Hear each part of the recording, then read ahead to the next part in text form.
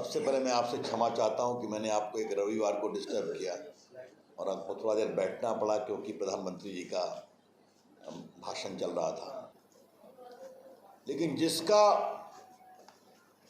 असर पूरे देश की राजनीति पर है, इसलिए भारतीय जनता पार्टी की ओर से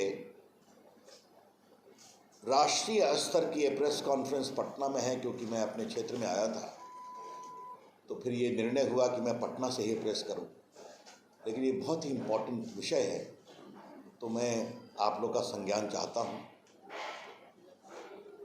मुंबई के पूर्व पुलिस कमिश्नर ने एक चिट्ठी लिखी है मुख्यमंत्री को, उप मुख्यमंत्री को और राज्यपाल जी को, जिसमें उन्होंने कहा है कि महाराष्ट्र सरकार के गृह मंत्री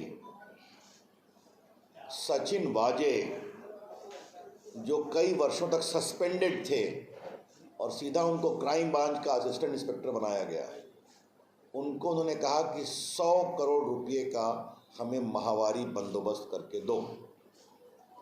और इसलिए करके दो कि मुंबई में लगभग 1700 डांस बार हैं, रेस्टोरेंट हैं, तो इससे उगाही करोगे तो 40-50 करोड़ रुपए तो ऐसे ही आ जाएंगे अगर 2-3 लाख सबसे लोगे, और बाकी से तो व्यवस्था करो। इसको लेकर महाराष्ट्र में और देश में बहुत ही हंगामा मचा हुआ है। आज मैं बीजेपी ऑल इंडिया की स्तर से कुछ बहुत महत्वपूर्ण विषय उठाने जा रहा हूं। सचिन वाजे सस्पेंडेड था, ये बहुत उनके खिलाफ आरोप है एक्सटॉर्शन के, बाकी सबके अलग विषय। वर्षों तक वो सस्पेंडेड था, उसको कोरोना में अपॉइंट कराया गया वर्षों के बाद, और कहा गया कि क्योंकि कोरोना में पुलिस वाले बीमार पड़ रहे हैं इसलिए इनको लिया जा रहा है।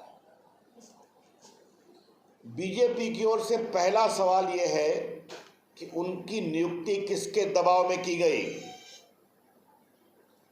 Under whose pressure this Sachin Vaje, who is supposed to extort money, was reinstated?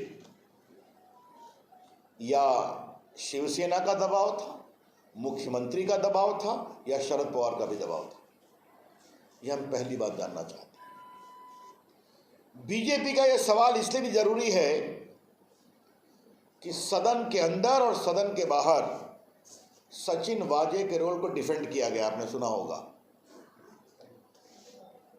Both the chief minister, their party organ Samna and other NCP leaders have defended the appointment of Sachin Vaje.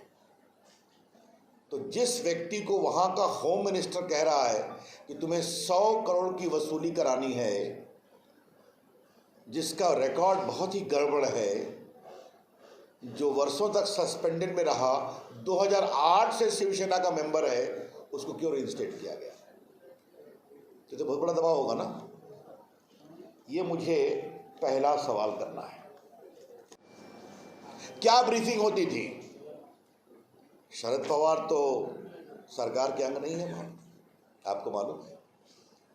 Sharad Pawar ठीक है, बड़े नेता हैं, लेकिन वो कोई government के part नहीं है। तो एक पुलिस कमिश्नर उनको ब्रीफ कर रहा था और ये भी ब्रीफ किया कि पैसे मांगे जा रहे थे।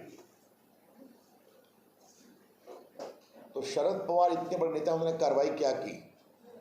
आपको मालूम है ना, 100 करोड़ रुपए का उगाही करना एक्सटॉर्शन होता है। एक्सटॉर्शन एक अपराध है, एक्सटॉर्शन इज एन ऑफेंस।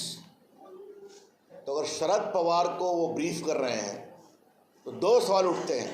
पहला सवाल, किस कैपेसिटी में ब्रीफ कर रहे हैं शरद पवार को, जो कि सरकार के पार्ट नहीं है? और दूसरा, अगर इतने गंभीर आरोप के बारे में ब्रीफ कर रहे हैं तो शरद पवार जी ने अपने स्तर पर क्या कार्रवाई की इसको रोकने की, इस अपराध की छानबीन की?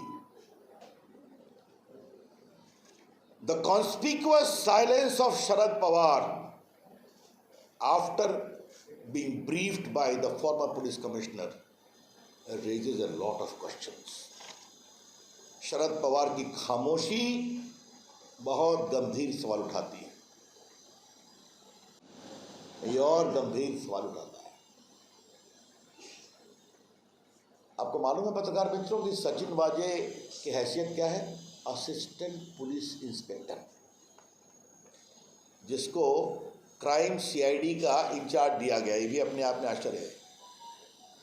मतलब एक असिस्टेंट पुलिस इंस्पेक्टर की इतनी कुवत है कि उसको एक तरफ सीएम डिफेंड करता है सदन के अंदर, और होम मिनिस्टर कहता है कि तुम 100 करोड़ रुपया हमें उगाही करके दो।